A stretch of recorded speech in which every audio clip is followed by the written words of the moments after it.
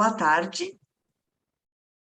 Então, nós vamos dar início à sessão de Business Case, e o tema da nossa sessão é Modelos Alternativos de Financiamento, as MPS, Microfinanças e Pagamentos Contingentes. O nosso convidado de hoje é o Luiz Esteves, que é o economista-chefe do Banco do Nordeste. Muito boa tarde, Luiz Esteves, e seja bem-vindo. Boa tarde, professora Lilian. Boa tarde a toda a equipe técnica da SEMEAD 2021. Prazer enorme poder estar aqui, participar desse evento, um evento longevo, de sucesso. Então, a gente espera trazer aqui uma discussão que possa contribuir. A gente sabe que a proposta do evento é multiproposta, tem academicamente importante, mas a gente sabe que abre esse espaço para essa discussão em torno de negócios, né?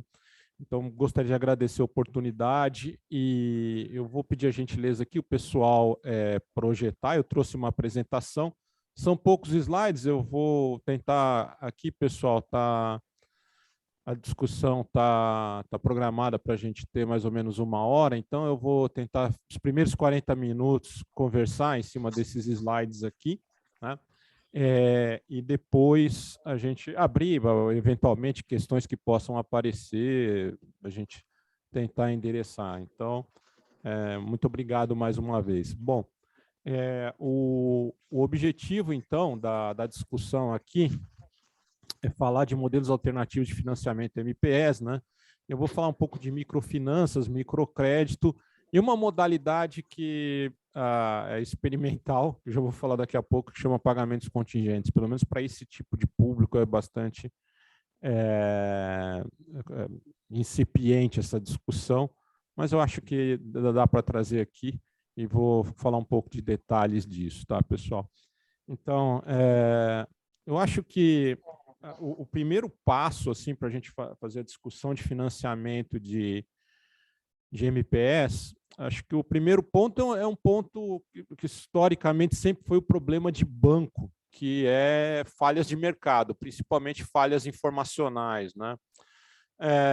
Na realidade, sem querer entrar muito na discussão hard science aqui de economia da informação ou microeconomia, mas o ponto é que na hora que alguém entra numa agência, né, vai pedir recurso, vai pedir dinheiro, do outro lado você tem um gerente, que geralmente é o modelo de negócio, é um gerente que vai atender, fazer um cadastro, tentar obter alguma informação ali daquela empresa, daquela pessoa, ou pode ser um empreendedor individual, falar ali do projeto, como que é o modelo de negócio.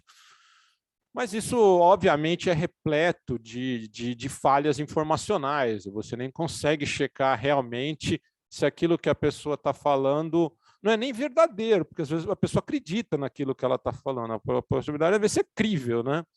Então, o que acaba acontecendo é que quando você está imaginando conceder crédito para uma empresa de pequeno porte, e quando você está pensando no sistema bancário, no mercado financeiro como um todo, você tem que imaginar que, em geral, um banco, para ele ter retorno, ter atratividade, é um tipo de negócio que tem que ter economia de escala. Ele tem que ter uma carteira muito grande, muito diversificada, emprestando para muita gente, né, com diferentes perfis, e que é isso que vai garantir, mais ou menos, que o banco consiga mitigar risco. Ele tem uma exposição a risco muito grande, risco de default de operações, risco de estar concentrado em algumas carteiras. Então, você tem todo um gerenciamento de risco dentro de uma instituição bancária.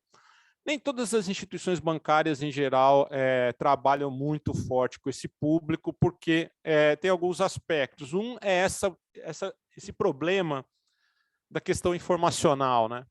Então, na realidade, na hora que você coloca um modelo de negócio qualquer, você está pensando em fazer empreender, abrir um negócio, na realidade, assim, você não tem informação pretérita, você tem informação assim, do que você consegue projetar e o fluxo de caixa que aquele negócio pode te proporcionar para frente. Você está olhando para frente. Você está olhando a capacidade daquele negócio gerar valor e não para trás, né? Os bancos, em geral, como eles tentam fazer a coisa da seguinte maneira, isso vai mudar, eu já vou falar um pouco disso, mas geralmente banco, ele, obviamente, ele na hora dessa discussão de financiamento do capital, ele não é acionista, ele não vai querer correr risco, ou o risco é muito controlado.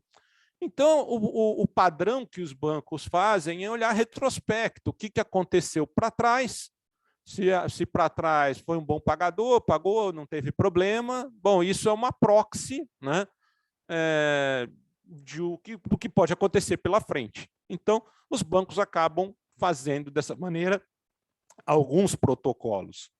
Outros não. Outros ele quer chegar, ele quer, principalmente projetos de longo prazo, com valores grandes, ele quer pegar o projeto, ele quer analisar, ele quer conferir, ver se as hipóteses e as premissas da modelagem financeira, capacidade de pagamento, retorno.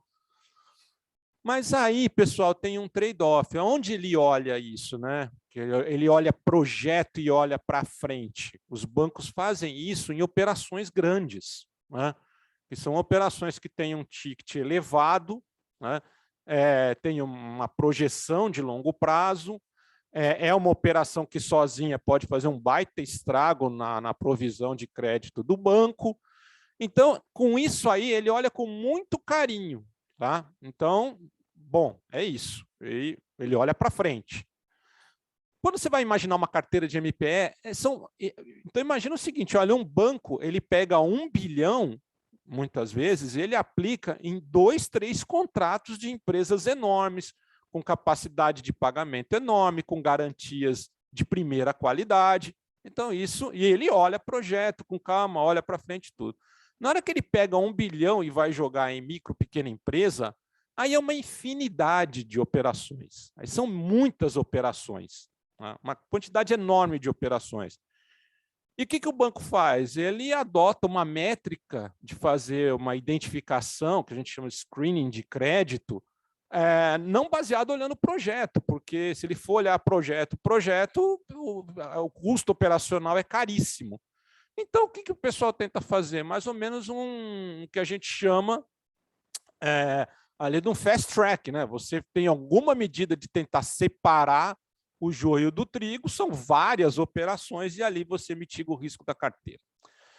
Só que aí, na hora que você vai olhar a micro, pequena empresa, em geral, é bastante complicado do ponto de vista de banco trabalhar, porque, na realidade, funciona assim, né?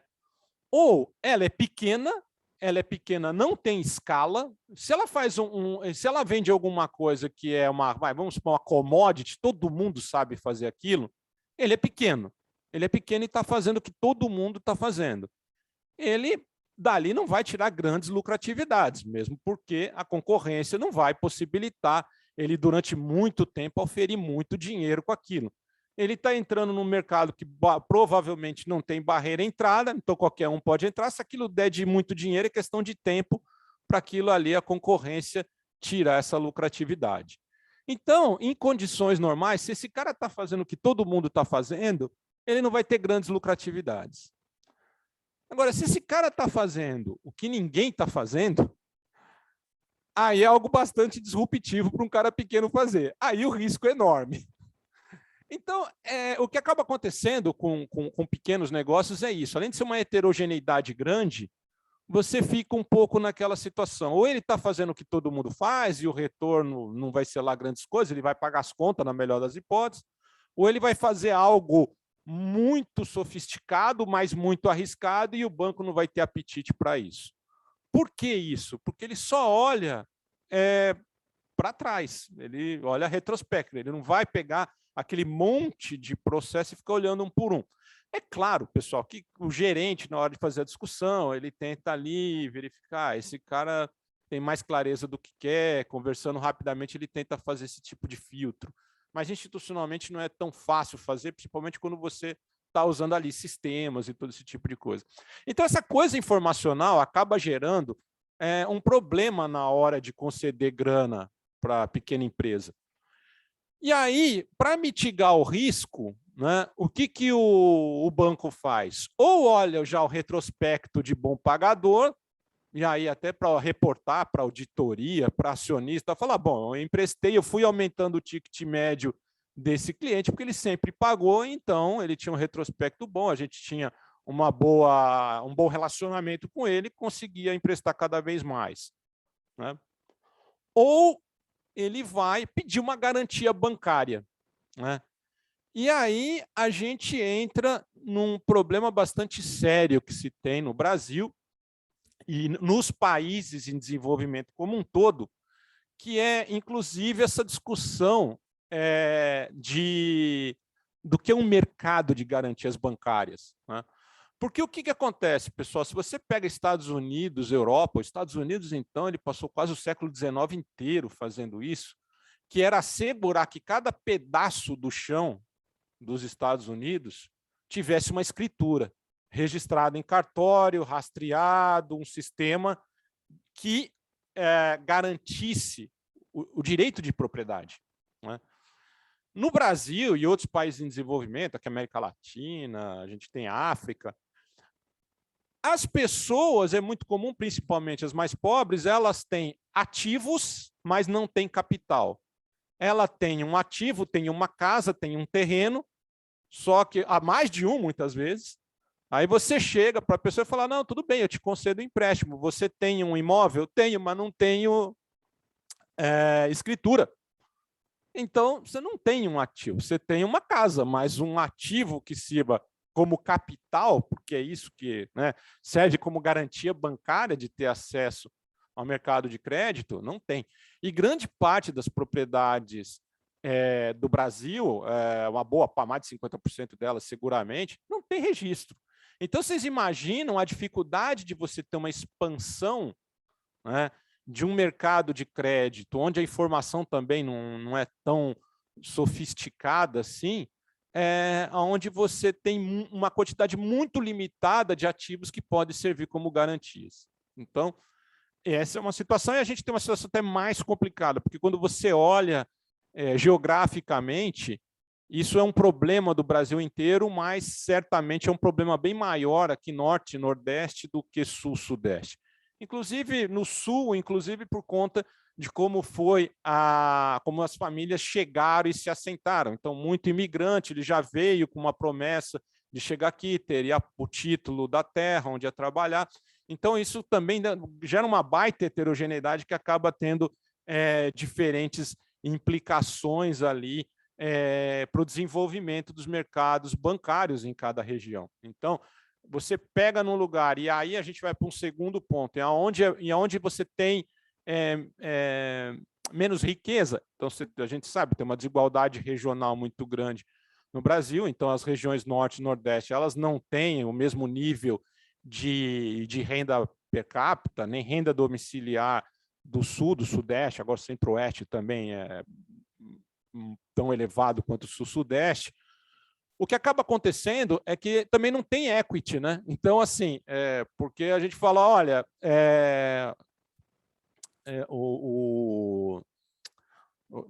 igual o americano fala, né? Quando você não consegue dinheiro de banco, você pega, né, ali dos 3 Fs, né? Que é o Family, Friends and Friends, desculpa. e os Fools, né? Que são os otários. Né? Você pega do pai, dos amigos, dos otários. Você vai pegar a grana dessa turma. Em regiões mais pobres, isso tem. Então, você não tem muito equity. Então, imagina que isso já sai de cara com uma dificuldade muito grande daquilo que a gente aprende na escola, né? Que é, olha, aquela coisa de qual que é a ponderação ideal do capital, recursos próprios ou terceiros, para você financiar da melhor maneira um determinado projeto.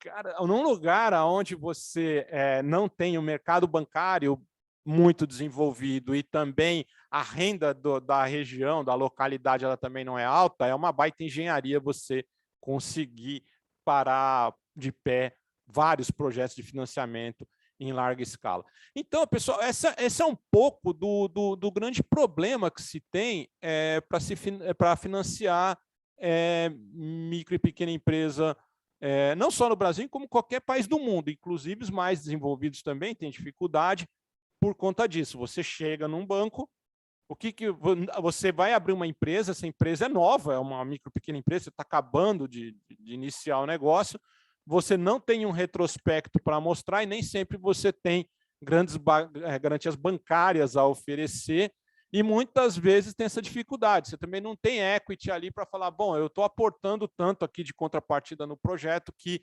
aumenta a capacidade ali do banco tomar mais risco por aquele projeto. Então, chegar dinheiro nessas condições é bastante delicado, por conta disso que a gente tem também, não só no Brasil é bastante forte, outros países também, essa modelagem de você ter a política regional, você também tem um braço financeiro, como aqui no Nordeste é o Banco do Nordeste, na região Norte é o BASA, que faz esse papel de tentar meio que mitigar esse racionamento de crédito que se tem, essa escassez de equity que se tem nas regiões mais pobres, tá, pessoal? Então, a gente precisa ser bastante inovador aí para fazer o dinheiro chegar, né? Tem um ponto, pessoal, que aí eu só queria comentar também, que se vocês olharem essa discussão informacional como justificativa para complicação de concessão de crédito, isso a tecnologia ela tende a ajudar bastante, mas também piorar em alguma medida essas coisas, tá?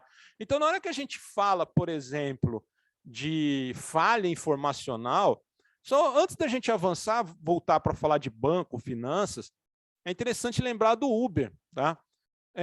O Uber, quando chegou, era uma coisa incrível, né? Porque você não tendo um carro seu no passado, né? Você ia pegar um carro que você não sabia quem estava dirigindo, você não sabia que roteiro que ia fazer, muitas vezes você não sabia quanto você ia pagar numa corrida, né? E a depender, você ia pegar aquilo que aparecesse, dar certo e vai embora, né?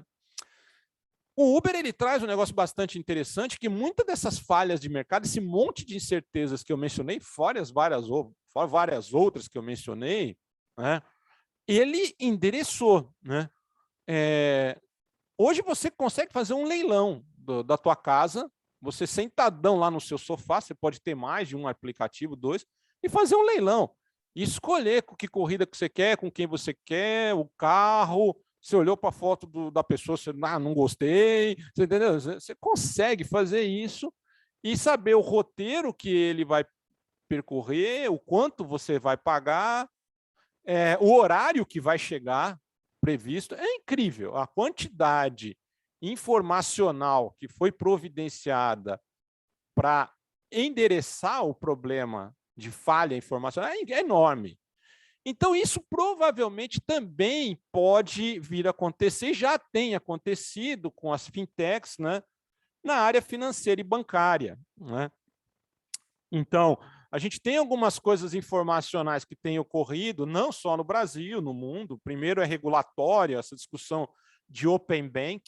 Open Bank ele tem uma característica, uma potência grande de aumentar a concorrência, porque as informações até então, e principalmente vocês vão perceber, né, que o quanto é importante essa informação do retrospecto da experiência que o cliente tinha com uma determinada instituição financeira. Isso era um ativo informacional do banco, era estratégico para ele, né? Olha, essa informação aqui de quem nunca atrasou, quem nunca deu default, ou quem tem problema, é um ativo do banco, né? Esse ativo informacional do banco. O Open Bank muda isso, né? E, bom, agora esse é um ativo informacional da pessoa e a pessoa leva essa informação para o agente que ela quiser. Então, é algo completamente razoável que você tenha a titularidade da informação, né, seja da pessoa. Então, e isso, com certeza, tem aí um condão de aumentar bastante a concorrência, diminuir tarifa, todo esse tipo de coisa. Só que tem uma coisa, pessoal, se vocês olharem, também não é uma coisa que aumenta a concorrência, mas ajuda muito quem? Quem tem informação para prestar, informação pretérita, relacionamento. Quem tem, ganha muito. Para aquele que não tem, que chega no banco, a sua empresa já teve conta em algum lugar? Não, é a primeira vez. Esse continua com o mesmo problema, tá? Mas isso não significa que você não possa ter soluções ali tecnológicas para lidar com isso, tá? Porque é o que a gente tem visto hoje, tá? Que é, por exemplo, Big Data. Ou você trabalhar com inteligência artificial, que são esses algoritmos de machine learning, deep learning, para você fazer screening, né, de crédito, de risco, ou de empresas, ou de pessoas, tal. Então, Big Data, assim, você tem uma baita ferramenta que você pode coletar informação da pessoa, né, ou da empresa pela internet. Você pode rapidamente pegar balanços da empresa que eventualmente estejam disponíveis na internet, fazer um algoritmo, colocar tudo, colocar um algoritmo para rodar todos os indicadores que são necessários, e a pessoa, a única coisa que ela falou foi abrir a boca para falar a intenção de que quer abrir uma conta. Se você está bem preparado tecnologicamente, isso é suficiente para você fazer um screening muito rápido. Só que aí a gente cai num problema, porque a pergunta é, isso beneficiaria, né, quem tem dados, né? Isso, porque quem tem dados, aí eu vou lá com o algoritmo, eu uso um web scraping, vou lá, pego os dados, coloco numa base, trato a base, rodo todas as rotinas que precisa para verificar a capacidade de pagamento, probabilidade de default daquela empresa. Só que qual que é o problema? A gente volta para a empresa de pequeno porte, a grande maioria não tem nada na internet. O máximo que você vai achar são aqueles sites ali que, na realidade, espelham a Receita Federal, que diz qual que é o número do CNPJ, qual que é a classificação nacional de atividade econômica, endereço, essa coisa, olhe lá. Muito é isso. Então, pessoal, e aí é interessante, né? Porque agora que a gente está falando de Big Data e Open Bank, para vocês imaginarem como a questão da concorrência ela aumenta muito, e machine learning, deep learning, inteligência artificial, diz que os bancos estão preocupados com as fintechs em termos concorrenciais, isso é uma verdade, mas talvez a maior preocupação seja das big techs, né? Porque o rastro informacional que você deixa da tua vida com Google, com Amazon e outras empresas desse porte são muito grandes, e muitas dessas informações que você deixa de rastro, elas têm mais relevância informacional para um modelo de risco do que aquelas que usualmente a gente usa para fazer cadastro, tá? Ver seu endereço, tal. Por ali, por exemplo, uma empresa dessa, dá para verificar, você chega num local, pede dinheiro, ele consegue até mais ou menos, né? Claro, mas se ele quiser, ele consegue, inclusive verificar o quanto você pesquisou acerca desse negócio lá no Google, né? O quanto você procurou de informação de mercado, quantas horas você despendeu, quais foram as palavras-chave que você usou, e dá para falar, não, esse cara aqui gastou pelo menos 1 ano pensando nessa proposta aqui, e esse outro aqui nunca entrou, nunca fez uma busca, nem sabe do que está falando. Isso, pessoal, reduz enormemente o custo operacional de um banco que está querendo fazer a análise para concessão de crédito, tá? Tem um problema nessa história, pessoal, que o que a gente começa a observar é que os algoritmos, em geral, de inteligência artificial, eles ainda não são uma inteligência autônoma, então eles acabam replicando comportamentos humanos, inclusive discriminação, tá? Então, a depender como você cria o algoritmo, ou como você cria, né, aquelas redes neurais, ou como isso pode gerar problemas muito grandes, porque no final das contas, assim, o que acaba acontecendo é que um banco, no final das contas, ele não vai deixar de dar dinheiro para você, muitas vezes, se você, o risco é maior, menor. O que ele vai tentar fazer é melhorar a precificação. Se ele vê se seu risco é grande, ele joga a precificação para cima, uma precificação que cubra esse risco, né? Da mesma maneira que, bom, se seu risco é baixo, ele vai querer jogar a taxa lá embaixo para captar você como cliente, sabe que se você te colocar uma tarifa ou uma taxa de juros maior, você vai, obrigado, vou para a concorrência. Então, o grande desafio, pessoal, daqui para frente vai ser esse, ou seja, você ajustar o preço de um tipo alfaiate que cabe exatamente com aquela pessoa, com aquele risco.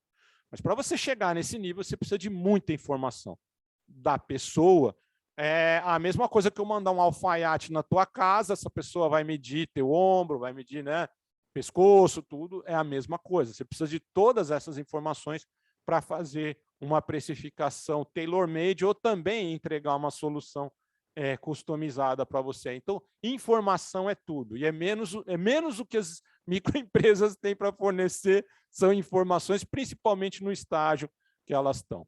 Agora, por outro lado, tem uma discussão que é interessante, alguns países da África, da Índia têm feito isso, eu falei da grande dificuldade que se tem de ter registro de imóvel, escritura, você transformar aqueles ativos em capital, na realidade, que pode ser um ativo que sirva de garantia bancária. Isso daí é um problema, mas você já tem soluções tecnológicas lidando com isso, que são as blockchains, né? A tecnologia blockchain, isso principalmente ali de novo, né? Você tem ali África, o pessoal tem feito isso, na Índia tem feito isso, principalmente propriedade rural. Então, o pessoal tem usado esses protocolos blockchain para você fazer cartórios digitais, porque no fundo é isso, pessoal. E você consegue rastrear muito rapidamente isso. Se você vai nos Estados Unidos, entra num banco em Nova York, ele consegue rastrear muito fácil um ativo que você tem na Califórnia, então, que é do outro lado, né? O blockchain está conseguindo fazer a mesma coisa a um custo muito menor e uma tecnologia até bem mais sofisticada e segura.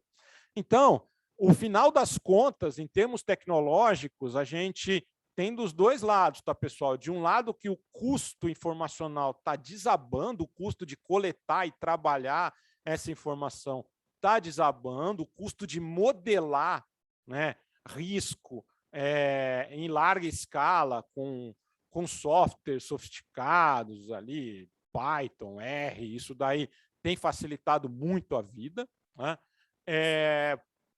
Gratuitos, aliás, né?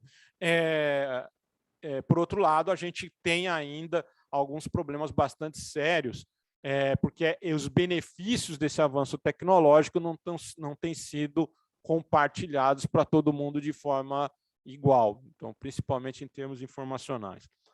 Então é isso, pessoal. Então a gente viu um pouco as dificuldades que é colocar grana nesse público, a gente viu as perspectivas, são positivas, mas a depender do que possa ser feito, a gente pode criar ainda mais desigualdade nessa distribuição de recursos para financiar grandes empresas, médias, pequenas.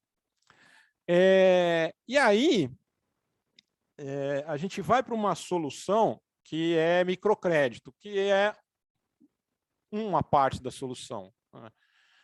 Microcrédito, pessoal, tem uma coisa interessante que, bom, o Banco do Nordeste aqui, ele tem o maior programa de microcrédito da América Latina, tem 30 anos, é muito conhecido por isso, tudo. Há que se considerar algumas coisas, né? E outros lugares tentaram, não funcionou muito bem, não é fácil, não é um modelo muito trivial também de trabalhar, não é fácil escalar, mas também a gente tem que ponderar. Então, assim, tem algumas regiões onde o pessoal já é, inclusive, bancarizado, o microcrédito pode ser um ticket baixo que não tenha atratividade. Isso até antes da pandemia. Acho que depois da pandemia, até municípios de São Paulo, Paraná, Santa Catarina, Rio Grande do Sul tem hoje uma região ali que inclusive tem sofrido bastante. O pessoal perde emprego, perde renda, então pode ser que o microcrédito seja uma forma de retomada para alguns públicos, mesmo que circunstancial. Pode ser que logo que esse pessoal recupera, microcrédito na minha praia, tem algumas limitações que eu vou falar daqui a pouco. Mas como é que a engenharia de microcrédito ela trabalha e como é que ela soluciona um pouco desse problema, que até então era difícil, muito difícil você ter um protocolo para colocar dinheiro para um determinado público? Bom, a primeira coisa, pessoal, é o seguinte, e eu vou falar do modelo aqui, mas esse modelo que foi feito aqui, ele é igual ao modelo da Índia e de outros países aqui da América Latina. A modelagem é um pouco a mesma, a lógica é um pouco a mesma. Bom, primeiro que é crédito orientado, né? Não é CDC, é dar grana para a pessoa colocar numa atividade econômica que vai gerar algum fluxo de caixa que garanta minimamente pagar a operação. Então, esse é o primeiro ponto, né? Nem sempre funciona assim perfeitamente, mas a lógica da modelagem é essa, esse crédito orientado para o empreendedorismo. Tá? Segundo ponto, grupo solidário. O grupo solidário é assim, pessoal, essa eu acho uma sacada inteligentíssima ali, né, que foi feita, que foi elaborada, né? Inclusive o vencedor do Prêmio Nobel, que foi o cara que bolou essa ideia, que o grupo solidário, pessoal, é assim, você chega num determinado local, em vez de você emprestar dinheiro para uma pessoa, você empresta dinheiro para um grupo de pessoas. Aquelas pessoas constituem um grupo e você empresta dinheiro para essas pessoas, né, um pouco para cada uma, né? Mas na realidade o empréstimo é para o grupo, claro que você cadastra individualmente e tal, mas o dinheiro é para o grupo, né? E, bom, e se der default da operação, o default é do grupo, é todo o CPF que está ali dentro está inadimplente, né? O que acaba acontecendo nisso, pessoal, é que gera uma situação desse peer ou group monitoring que é interessante. Por quê? Porque eles se monitoram, primeiro, né? Isso é uma coisa que economiza muito dinheiro operacional de banco, ou da instituição que vem fazer. Por quê? Porque grande parte do banco vai falar, olha, eu tenho que emprestar dinheiro para quem definitivamente vai pagar, porque a pior coisa que eu tenho é emprestar dinheiro para alguém que não vai pagar depois. Na hora que você empresta dinheiro para um grupo solidário, a pergunta é, quem você vai trazer para o grupo onde você vai pegar dinheiro e ter ali uma responsabilidade solidária com outros? Bom, primeiro, eu vou trazer uma pessoa que, a princípio, eu tenho a confiança de que vai pagar. Uma pessoa que eu consiga monitorar para ver na hora que ela pegou o dinheiro, ela foi, colocou no negócio dela e não saiu comprando aí eletrodoméstico. Então, esse mecanismo, ele consegue fazer grande parte do serviço, porque na hora que chega um grupo se apresentando, né, você sabe ali que tem uma solidariedade entre eles e um compromisso entre eles, né? Outra coisa, você pode diversificar risco dessa história, porque às vezes cada um faz um negócio diferente, um tem uma padaria, o outro tem um outro comércio e tal. Então, dependendo de como é um choque adverso qualquer, pode afetar mais um do que outros. Alguns podem sair lesos, outros podem ter um pouco mais de problema, né?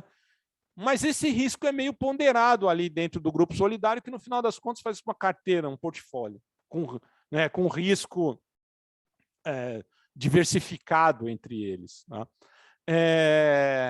E tem aquilo, se algum tem algum mês, então geralmente uma modelagem que o pessoal faz esse mês eu pago, no mês que vem você paga a parcela, na outra é você, do grupo. Então, às vezes, quando um não consegue, o outro vai, adianta, ou seja, isso inclusive dá uma flexibilidade de fluxo de caixa para o pessoal. Então, acaba sendo uma engenhosidade muito grande, que você consegue chegar num pessoal que jamais teria acesso, conseguir colocar a grana para eles com custo operacional relativamente baixo, porque grande parte do esforço que é selecionar e monitorar a operação, o próprio grupo faz. E tem a cenoura no negócio, porque à medida que o grupo ele vai pagando, ele consegue andar um degrau acima. Na próxima, ele pode pegar uma operação de valor maior, né? E se não deu default, pagou maior e vai aumentando. Então, você tem esse outro problema, né? Que você consegue dar aquele problema de seleção adversa, você tem quase no grupo solidário, e as pessoas que estão lá conhecem mais, né, do negócio e das pessoas, né, que a gente fala 5 Cs do crédito. Essas pessoas que estão pegando dinheiro sabem mais dos 5 Cs do crédito de cada um do que o gerente que está ali operando. Então, isso reduz custo operacional, melhora o retorno, geralmente são baixas as inadimplências nesse programa. E aí você tem uma progressão por relacionamento. Mas perceba, você não precisa de muita informação para você começar a operar, e nem garantia para você começar a operar com esse pessoal. Só me apareça com um grupo que todo mundo ali está disposto a fazer operação de forma solidária. Isso, pessoal, já incrível que pareça, mas mitiga enormemente o risco da operação, né? Então, basicamente, opera um milagre, assim, né? Porque chegar dinheiro onde outras condições não chegaria, muito desse público desbancarizado, não tem acesso mesmo. Então, realmente, essa modelagem é interessante. Tem algumas limitações, eu já vou falar daqui a pouco. Só para dar os números aqui do Crédito Amigo, que é as microfinanças urbana, que é a microfinança urbana do banco, tá? Porque a gente tem a urbana e tem a rural, tá? A gente está falando de urbana aqui. Vocês podem perceber que o número de clientes ativos ele aumenta ano a ano, mesmo nas recessões, mesmo nas graves recessões ou nas crises muito grandes. A gente hoje tem quase 2,5 milhões de clientes, né? E uma carteira agora, até setembro, acumulada de 7.600 bi, tá? Agora, numa quantidade gigantesca de operações, pessoal. Então, você imagina 7 bi, né? Com 7 milhões de operações. Então, se você fosse operacionalizar isso de outra maneira, o custo era impossível, tá? Outro aspecto que vocês vão olhar, se aplicar 7 bi e pouco com 7 milhões de operações, é que você tem um ticket pequeno. Mas a lógica do modelo é isso, você, ao longo do ano, fazer vários empréstimos. Você faz 4 meses, ele paga, depois você dá mais para 4 meses, ele vai pagando, você girar rápido, para manter sempre o relacionamento muito estreito, né? E não deixar o pessoal ficar muito solto. Porque, inclusive, é o tipo de operação que, se você dá carência, por exemplo, né? Aí já tem uma desmobilização, a inadimplência pode subir. Então, tem esse tipo de coisa. Tem um aspecto interessante no microcrédito, isso não é só Brasil, é mundo. 67% é mulher. Se vocês olharem aí, 67% é mulher, 33% da carteira são homens. Tem uma coisa interessante nessa história, que a carteira ela tem uma inadimplência baixa, isso aqui é em outros lugares, e faz as pessoas geralmente imaginar ou hipotetizar que talvez a mulher seja melhor pagadora do que o homem, né? É verdade, mas é interessante entender as circunstâncias disso, porque tem outras hipóteses acerca disso, tá? Primeiro, não é uma questão, pode ser, mas não é uma questão necessariamente de caráter, não é isso. É que realmente essas operações para a mulher é a única opção que ela tem de pegar dinheiro. Única opção. Ela não tem outra opção que não seja essa. Os homens, em geral, têm outras opções para pegar dinheiro, inclusive de agiota, tá? Porque, inclusive, a agiota não gosta de emprestar muito dinheiro para a mulher, porque a forma como ele quer o dinheiro de volta é meio complicado, né? Ele colocar aquilo para uma mulher, porque geralmente eles agridem, é violento. Então, tem uma ética ali em alguns lugares do mundo da agiotagem que fala, olha, para eu recuperar o dinheiro que o cara não pagou, eu vou lá dar uma surra nele, não vou dar surra em mulher. Então, é bastante complicada a situação. Outra coisa é que as pessoas não têm noção da desigualdade que se tem de gênero, de ativo e propriedade. O homem ele tem tem salários maiores, mas na hora que você vai ver a distribuição de propriedade de ativos, né? Eu não estou falando de rendimento, eu estou falando de estoque de riqueza, então aí é extremamente desproporcional. Assim. Então a mulher não tem muita garantia bancária em geral. Mas o microcrédito ele tem uma coisa bastante interessante que existe algumas evidências, inclusive aqui em Fortaleza, no Ceará, a Maria da Penha é daqui, né? O instituto dela é daqui, e tem alguns estudos, a gente tem parceria com eles, tá? E mostra que alguns estudos, inclusive, o microcrédito ele consegue dar algum grau de empoderamento para as mulheres que acaba tendo implicações ali de violência doméstica e tal. Então, acaba sendo um programa que faz o dinheiro chegar e ainda tem algumas externalidades bastante interessantes. Tem algumas limitações. Por quê? Porque a modelagem, como eu falei, é dinheiro pequeno, um ticket médio baixo, né? Para rodar rápido. Então, o que você não vai encontrar no microcrédito? Carências. Um ticket médio alto e prazo longo. Muitas vezes, para uma empresa conseguir dar um salto de produtividade, em algum momento ela precisa ter uma entrada de caixa desproporcionalmente grande com prazo para ela poder fazer o fluxo de caixa entrar para pagar a operação. Isso o microcrédito não está conseguindo, não consegue fazer em geral. Ele não tem, como ele é modelado, ele não consegue dar conta disso. Então, acaba que você cria um sistema que você consegue levar a pessoa até um determinado ponto. E, infelizmente, pessoal, o crescimento de firma tem uma descontinuidade.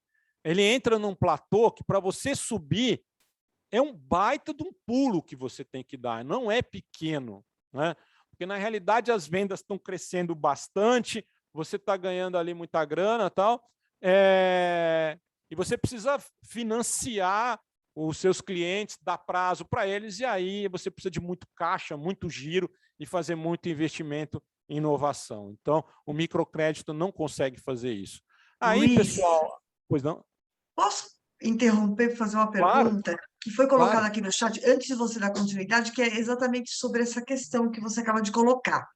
Então, você está falando que o microcrédito ele tem a sua especificidade e não dá para atender a todas as necessidades.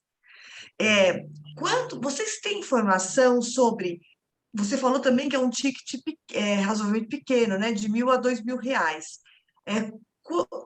Onde que eles aplicam? Então, você está falando que 70% dos tomadores são as mulheres, elas utilizam esse crédito para quê? É para resolver problemas pessoais, ou ela acaba aplicando isso para desenvolver seu próprio negócio, uma oportunidade, ou investir num negócio que ela consegue gerar renda? Vocês têm essa informação? Sim, a tua pergunta é excelente, né? Porque o que acaba acontecendo, e aí é muito boa a pergunta, isso no final das contas é um grande limitador que o microcrédito tem. É para a mulher, é para ela colocar em atividade econômica. Agora, qual que é o problema? Na hora que você pega as mulheres em geral, você vai olhar de baixa renda, que você vai olhar o negócio delas, acaba sendo muito pouco intensivo em capital, acaba sendo algumas atividades de muito baixa produtividade. É artesanato, né, por exemplo. Artesanato. Claro, tem alguns que conseguem fazer algo bastante diferenciado e aí consegue fugir, tá? Consegue escapar dessa armadilha de baixa produtividade. Tá? Alguns conseguem fazer isso. Mas acaba sendo isso mesmo. Como você tem ali produtivo em geral, é muito difícil você também conseguir monitorar, nem o grupo muitas vezes monitora. Claro que pode ter alguma coisa que vaza para consumo, mas não chega a ser um problema sério para pagamento do banco. Talvez seja um problema sério para eles, para alavancar o negócio deles, tá? Mas é isso, na hora que você vai olhar, são atividades de baixa produtividade.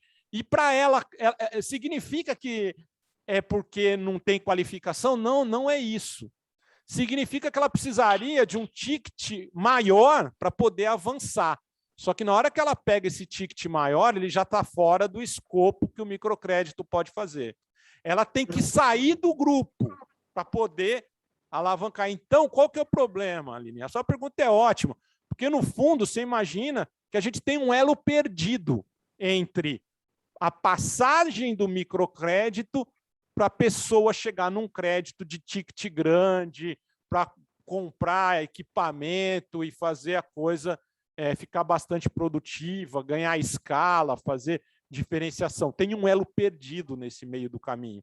Então, é como se você colocasse dinheiro ali, mas o que eu posso te deixar é garantir que você vai continuar tocando nesse nível. Na hora que você precisa alavancar, isso o microcrédito já não consegue fazer.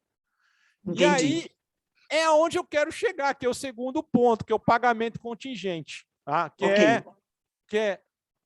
Como a gente cobre essa lacuna? Qual que é a engenharia alternativa que a gente pode fazer para cobrir essa lacuna? Tá? A gente não vai conseguir tirar todo mundo do microcrédito para o crédito, mesmo porque muita gente que está ali, pessoal, não tem perfil empreendedor, tá? Nem todo mundo ali tem perfil empreendedor, vai conseguir avançar. A gente tem algumas pessoas que a gente tira do grupo, começa a dar um ticket maior individualmente e tenta jogar para cima, mas não consegue fazer isso em larga escala, que é o que era o desejado. Então, a gente pensou uma proposta alternativa. Esse é um artigo um texto de discussão que está no IPEA, eu escrevi, saiu publicado semanas atrás,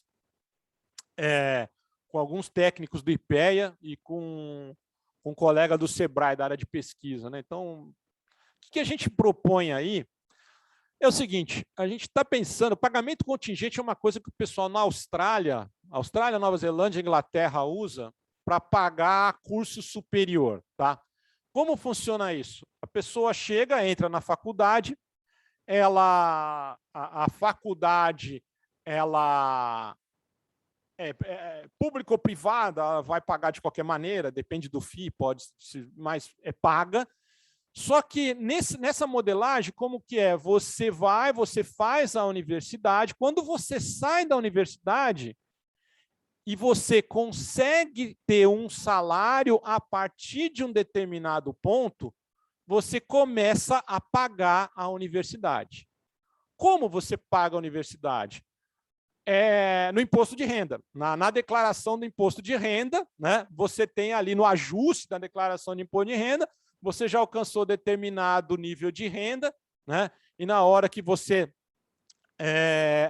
tá ganhando acima daquele nível que é determinado ali pela modelagem, você começa a fazer o pagamento da universidade. Funciona bem na Inglaterra, funciona bem para ensino superior, aonde é aplicado. Tinha até proposta aqui no Brasil, um dos autores, dos coautores nossos aqui, que é o Paulo Maia, é a especialidade dele, ele fez tese de doutorado nisso, tal, na Austrália, para ver financiamento nesse molde. E qual foi a ideia que a gente teve? Foi trazer essa modelagem para empreendedorismo. Como? Porque assim, né, na hora que você olha essa modelagem de pagamento contingente, qual que é a ideia? Eu estou colocando dinheiro numa pessoa que, primeiro, está fazendo investimento, ela não está gastando em consumo, ela está investindo no capital humano dela. O capital humano dela, aquele curso, dá, em média, um retorno esperado nos próximos anos de tal de salário. Mesmo você considerando que a pessoa vai demorar para entrar no mercado de trabalho, até tal, tem toda uma curva de rendimento esperado. Então, na média, eu estou colocando dinheiro numa pessoa que está fazendo aqui um investimento e lá na frente vai dar um retorno. E eu vou ser sócio dessa pessoa nesse retorno, né? Eu só preciso de uma maneira de eu conseguir checar sempre o rendimento dela. Isso o Leão faz, né? O Leão lá na Austrália faz bem. Aqui a gente tem um Leão ótimo aqui. Ele tem as presas bem bacana também. Funciona bem, tá? O risco é até tirar mais do que você precisa pagar. Então, o que acontece? A gente fez mais ou menos o seguinte: olha, primeiro, a gente percebe no Brasil que a baixa produtividade, muitas vezes, ela está associada a coisas que você fazer mudança de layout, mudar a iluminação, fazer coisas, perfumaria, minimamente fazer uma melhor alocação aqui de horas em determinadas tarefas, fazer uma planilha de controle orçamentário aumenta em 30% a produtividade. A gente tem alguns programas aí que aumentaram isso, principalmente para a pessoa. Então, o que a gente colocou é mais ou menos o seguinte, tá? A gente falou, olha, porque também vai chegar num determinado ponto que a gente vai ter jovens que não vão querer ir para a universidade. Cara, eu quero empreender. Ah, tudo bem, você quer empreender? Ah, o pessoal que vai para a universidade, às vezes estuda em escola pública, não paga, está tendo lá, né, um benefício. Não, aqui você vai ter, só que você vai estudar igual. Tudo bem, você quer ser empreendedor, você vai passar por uma capacitação, você vai entender como é que lida com caixa, como é que lida com vendas, você vai gerar um projeto, uma modelagem de negócio.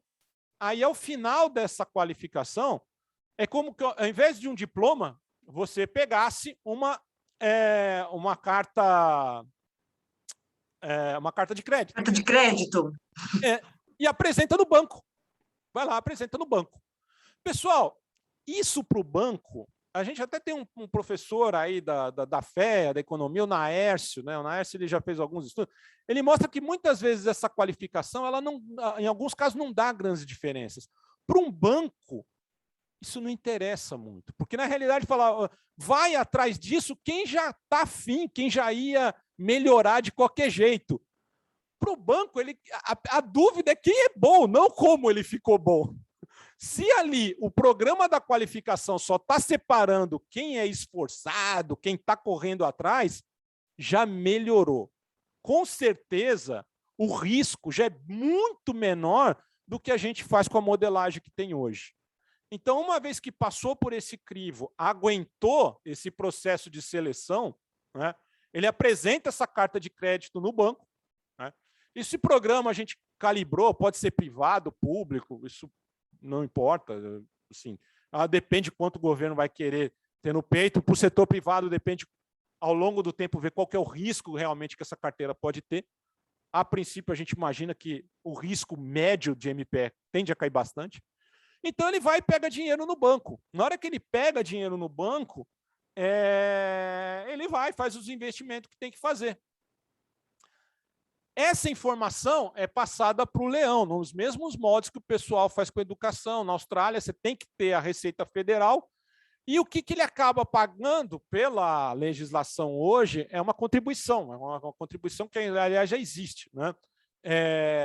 E ele paga, né, o tributo, né, é como se fosse um tributo, porque a Receita está fazendo, mas na realidade o que ele está pagando é a instituição bancária. Tá?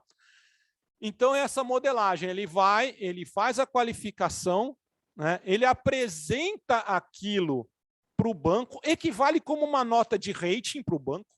Né? O banco vai, pega esse dinheiro, passa para ele e informa a Receita Federal, né? Tudo isso via sistema, tal, vai ter que ter um agente regulador ali no meio, não vou entrar muito em detalhe, que ele fica responsável para verificar, né, como a Receita Federal vai estar monitorando, né, tanto o CPF da pessoa quanto o CNPJ das empresas vinculadas e repassando isso para o sistema. Né? Então, essa é um pouco a engenharia, são vários detalhes, eu não vou entrar aqui, mas isso é uma maneira, por exemplo, de uma coisa que todo banco sonha. Né? O cara primeiro, essa MPE, primeiro se qualifica, depois chega aqui. Né? A gente não consegue fazer isso, não consegue controlar. O sistema agora faz isso. Né? E o pagamento, né, via contribuição ali, arrecadado pela Receita Federal, a coisa boa é que todas essas instituições a gente já tem, a gente não precisa criar instituição nova nenhuma. A única novidade, né, e nem a qualificação porque da universidade também é qualificação que gera um retorno esperado, a única novidade é que é para empreendedorismo, só, ponto. O resto é tudo muito parecido com o que já funciona bem em outros países. É claro que, a gente precisa ver, experimentar o setor privado. Para alavancar o setor privado tem que entrar, o setor privado tem que ver a temperatura, que taxa vai cobrar.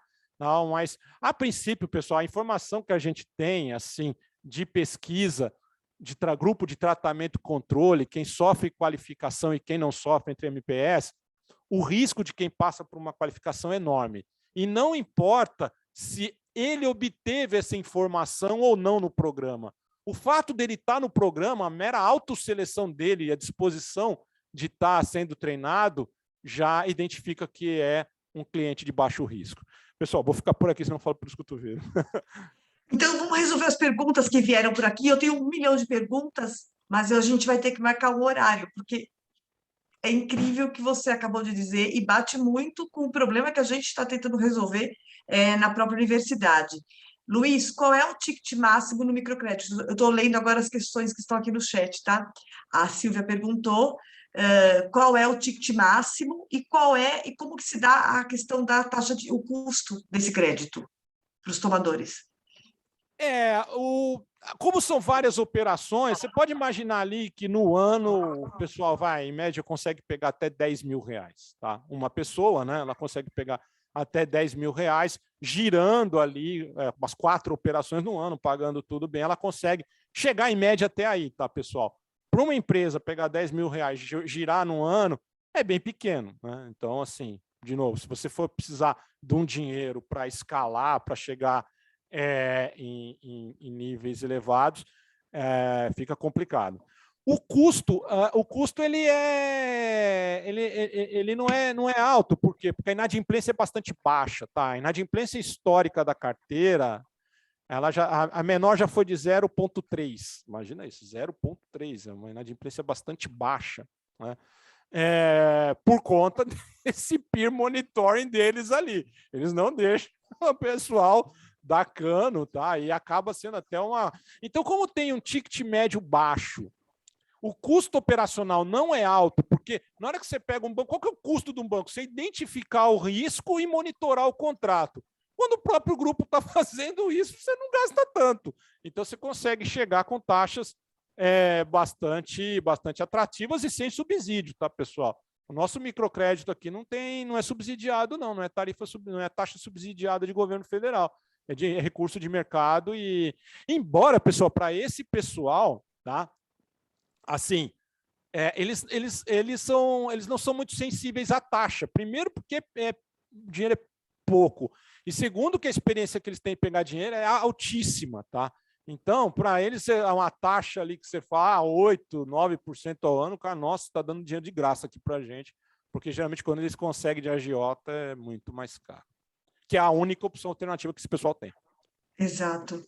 E, Luiz, a pergunta de escalar. Então, hoje vocês estão falando que vocês atendem 2,5 milhões de clientes, vocês ainda têm com o microcrédito, vocês têm intenção de expandir isso, esse é o limite que vocês estão pensando. E se tem intenção de expandir, qual é o principal desafio? Quais são os principais desafios para expandir para outras áreas geográficas do país?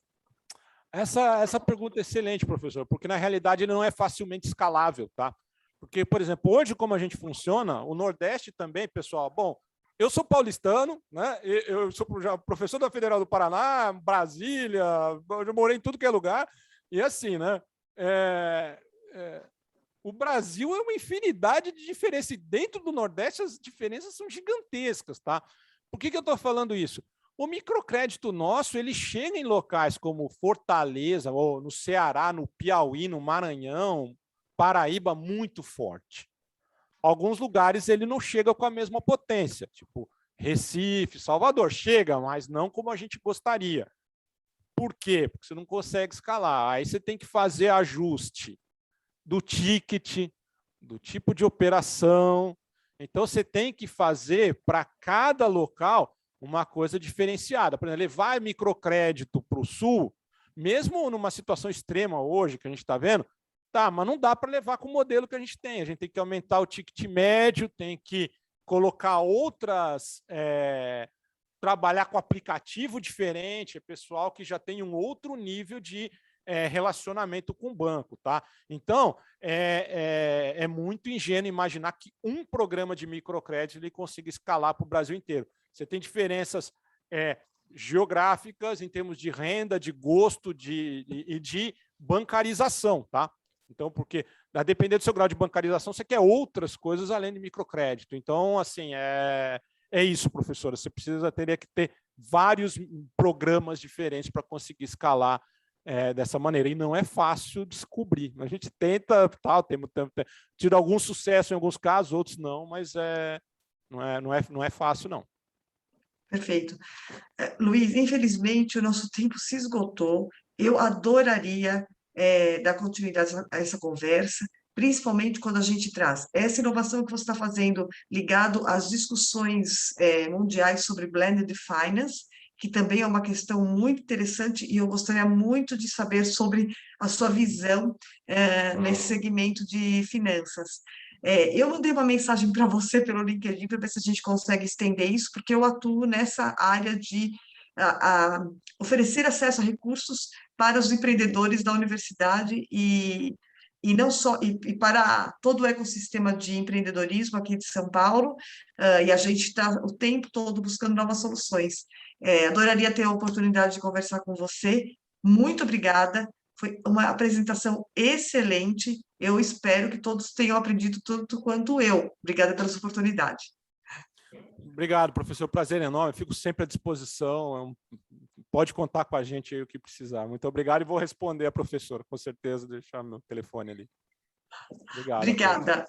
Obrigada, Luiz Esteves. Ticiane, Adriana? Ok, muito obrigada. Parabéns, professor. Parabéns, professora. A gente está aguardando agora a saída dos atendentes para poder encerrar. Mas podem ficar à vontade para sair. Tá ótimo.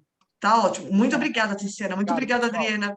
Obrigada. Obrigado a todos. Obrigada. Parabéns. Obrigada. Tchau, tchau.